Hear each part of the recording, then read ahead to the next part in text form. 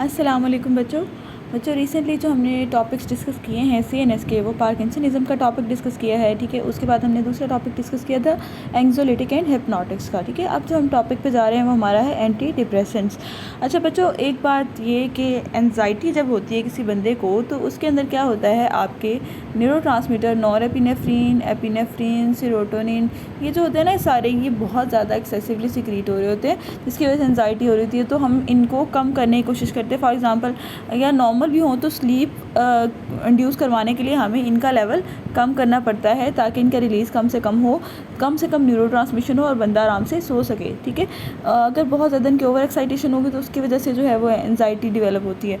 और in case of depression यही चीज़ें जो होती हैं ना, सेरोटोनिन, नॉरएपिनेफ्रिन और एपिनेफ्रिन, न्यूरोट्रांसमीटर्स आपके, ठीक है, ये कम रिलीज़ होते हैं। ठीक है, इनकी कमी हो जाती है, डेफिशिएंसी, लैक हो जाता है।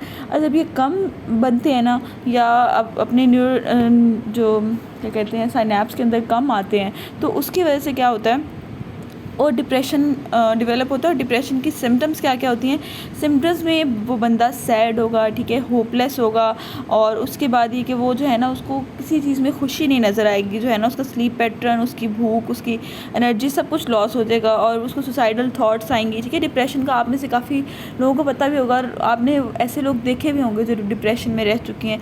कई रह भी मतलब कई लोगों के घरों में भी ऐसे डिप्रेशन के पेशेंट्स होते हैं। ठीक है, उसके अलावा बच्चों एक स्टेट होती है, एक डिज़ीज़ होती है बाईपोलर डिज़ीज़। ठीक है, बाईपोलर डिज़ीज़ में क्या होता है कि उसमें दो स्टेट्स आती हैं। एक स्टेट आती है मेनिया की स्टेट। ठीक है, मेनिया की स्टेट में क्या होता है कि बंदा ओवर एनर्जेटिक हो जाता है, उसमें बहुत ज़्यादा न्यूरोट्रांसमीटर्स का रिलीज़ होता है। ठीक है, और उसके अलावा उसके अंदर बहुत ज़्यादा वो अपने आप को एनर्जेटिक फील करते हैं। उसके अलावा एग्रेसिव होता है। ठीक है, और उसके अलावा क्या कहते हैं, उसको बहुत कभी अचानक से बहुत ज़्यादा खुश हो जाता है वो। ठीक है, वो थोड़े से सो के भी उसको ऐसे सेटिस्फेक्शन हो जाती है कि हाँ मैंने बहुत सो लिया है। ठीक है, उसके अलावा इन कंट्रास्ट दूसरी कंडीशन होती है डिप्रेशन की। ठीक है, डिप्रेशन में और कभी कभी वो बिल्कुल ही सैड, लो मूड और सुसाइडल थॉट इस टाइप का हो जाता है।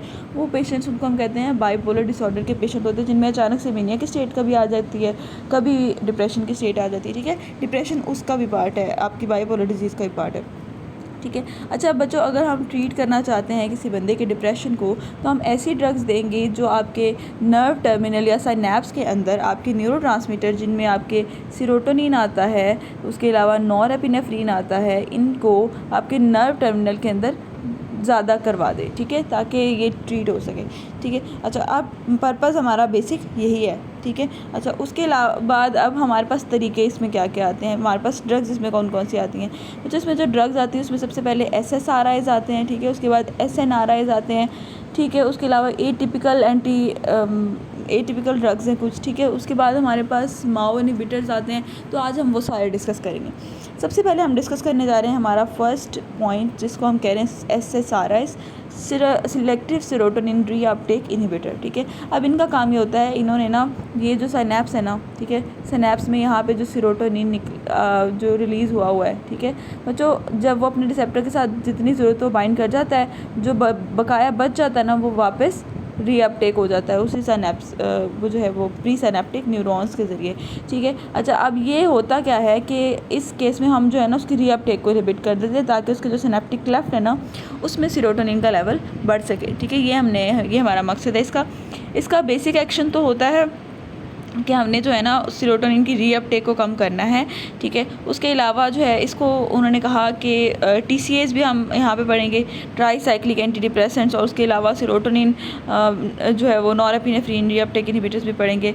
वो जो दोनों है ना वो नॉन सिलेक्टिवली इनहिबिट करती हैं, वो सिलेक्टिवली इनहिबिट करती हैं, ये नॉन सिलेक्टिवली इनहिबिट करता है reuptake of norepinephrine and serotonin. ठीक है, इसका एक्शन बेसिकली सेरोटोनिन की रीअपटेक पे ज़्यादा होता है, नॉरएपिनेफ्रिन पे बहुत कम होता है। ठीक है, लिटिल ब्लॉकिंग एक्टिविटी।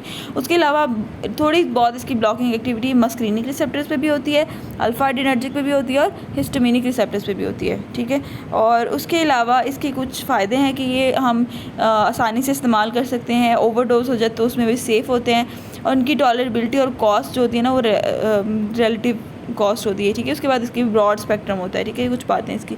अच्छा उसके बाद ये कि जो है ना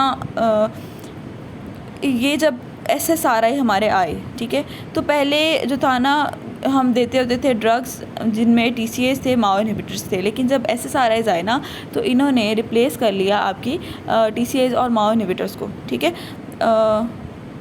हाँ, क्योंकि ये ना इनके एडवर्स इफ़ेक्ट्स कम है और उसके अलावा ओवरडोज भी हो जाए तो उसमें भी रिलेटिवली सेफ़ होते हैं, ठीक है। उसके बाद इसमें ड्रग्स कौन कौन सी आती हैं, ठीक है। ये इसके अंदर पेरोक्सिटीन आती है, फ्लुऑक्सिटीन आती है, ठीक है। एस्टालोप्राम आता है, स्टालोप्राम आता है, ठीक है। ये 4 जस्ट आप याद रख लें तो बहुत है, ठीक है। पेरोक्सिटीन, फ्लुऑक्सिटीन, फ्लुऑक्सामिन भी, ठीक है। उसके बाद स्टालोप्राम और स्टालोप्राम आपने देखा होगा डिप्रेशन के पेशेंट जो मोस्टली मेडिसिन जो ले रहे होते हैं उस पर लिखा होता है स्टालोप्राम, ठीक है। स्टालोप्राम बहुत ली जाती है। उसके अलावा इसका जो एक्शन होता है उसने जो है वो रीअपटेक ऑफ सेरोटोनिन को इनहिबिट करना है, आपको पता है। और बच्चों एक दफ़ा आपने एंटी डिप्रेशन देनी शुरू किया, आप ये नहीं एक्सपेक्ट कर सकते आपने पहली गोली ली है तो आपको फ़ौरन से जो है ना रिलीफ मिल जाएगा।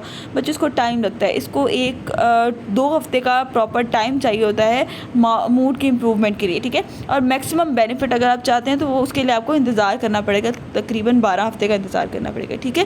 फ़ौरन से आपको कभी भी रिजल्ट्स नहीं मिल जाते होते। उसके अलावा हमने किस किस जो है बीमारी को ट्रीट करने के लिए दे सकते हैं, OCDs के लिए दे सकते हैं, ऑब्सेसिव कंपल्सिव डिसऑर्डर्स, ठीक है। पैनिक डिसऑर्डर्स के लिए जनरलाइज्ड एंजाइटी डिसऑर्डर्स हैं, पोस्ट ट्रॉमेटिक स्ट्रेस है, stress disorder, social anxiety disorder, ठीक है। Pre menstrual dysphoric disorder, bulimia nervosa, इसी सारी जो है ना इसकी जो थेरापेटिक यूजेस इन सब में है, ठीक है। उसके बाद फार्माकोकाइनेटिक में हम इसको ओरली देते हैं। और कोई आपसे पूछे सबसे ज़्यादा हाफ लाइफ किसकी होती है, much longer half life 50 hours की होती है हमारी फ्लुऑक्सिटीन की, ठीक है। और बस इसमें यही बात है कुछ देखने वाली थी। और एडवर्स इफेक्ट्स में सारे हेडेक, सारे CNS वाले आपने हेडेक्स मोस्टली बताने हैं। Headache, anxiety, sweating, agitation, GI problems आ जाते हैं, वीकनेस आ जाती है, स्लीप डिस्टर्बेंसेस, ठीक है। और उसके अलावा सेक्शुअल डिसफंक्शन और चेंज इन वेट, ये कुछ इसके साइड इफ़ेक्ट्स आ जाते हैं। उसके बाद ये कि स्लीप डिस्टर्बेंस जो है ना, उन्होंने कहा कि पेरोक्सिटीन और फ्लुऑक्सामिन जो है ना मोर सेडेटिंग होती हैं देन एक्टिवेटिंग, ठीक है। तो ये उन लोगों में जो है वो हेल्पफुल होती हैं जिनको सोने में प्रॉब्लम होती है, तो उन लोगों में दी जा सकती है। उसके अलावा सेक्सुअल डिसफंक्शन जो है वो जिसमें loss of libido, delayed ejaculation, anorgasmia, इस तरह की जो है ना वो प्रॉब्लम्स हैं, तो वो उसके लिए भी जो है वो हम SSRI दे सकते हैं। उसके अलावा use in children and teenagers, ठीक है। बच्चों में और टीनेजर्स में ना सुसाइडल आइडिएशन शुरू हो जाती है, वो लोग सुसाइड की तरफ जाना शुरू हो जाते हैं इसकी वजह से, तो इसलिए जो है ना SSRI का ट्रीटमेंट उनमें नहीं देते। उसके अलावा फ्लुऑक्सिटीन, फ्लुऑक्सामिन वगैरह जो है ना उन्होंने कहा कि बच्चों में यूज़ की जा सकती है, सिर्फ उन बच्चों में जिनको OCD हो, ऑब्सेसिव कंपल्सिव डिसऑर्डर हो, उन लोगों में दी जा सकती है। चाइल्डहुड डिप्रेशन हो उनमें स्टालोप्राम और फ्लुऑक्सिटीन दे सकते हैं, ठीक है। अच्छा, उसके बाद इसकी ओवरडोज हो जाए तो उन्होंने कहा कि यूजली डोंट कॉज एरिथमियाज, सिवाय सिटालोप्राम के। सिटालोप्राम एरिथमियाज करा सकता है, ठीक है। उसके अलावा क्यूटी प्रोलॉन्गेशन हो सकती है, सीजर्स हो सकते हैं इसमें, ठीक है। सीरोटोनिन सिंड्रोम होता है। What is serotonin syndrome? Serotonin syndrome includes hyperthermia, muscle rigidity, sweating, myoclonus, change in mental status and vital science, ठीक है। ये सारे सीरोटोनिन सिंड्रोम में आते हैं। उसके बाद अगर इसको डिसकंटिन्यू कर दिया, डिसकंटिन्यूएशन सिंड्रोम हो सकता है। और लोएस्ट होता है फ्लुऑक्सिटीन के अंदर क्योंकि उसका हाफ लाइफ ज़्यादा होता है, ठीक है। डिसकंटिन्यूएशन सिंड्रोम उसमें सबसे कम होता है। उसके अलावा डिसकंटिन्यू अगर अचानक से आपने छोड़ दिया है बगैर किसी वजह के, या अचानक से छोड़ दिया, हमेशा जब भी ड्रग को छोड़ते हैं टेपर करके छोड़ते हैं, ठीक है। आहिस्ता से उसकी डोज कम करते हैं और फिर उसको छोड़ते हैं। उसमें आती है हमारे पास headache, मलेज, agitation, flu like syndromes होते हैं, ठीक है। और irritation, change in sleep pattern, ये सारा कुछ उसमें आ जाता है। बाकी हम नेक्स्ट पार्ट में करते हैं।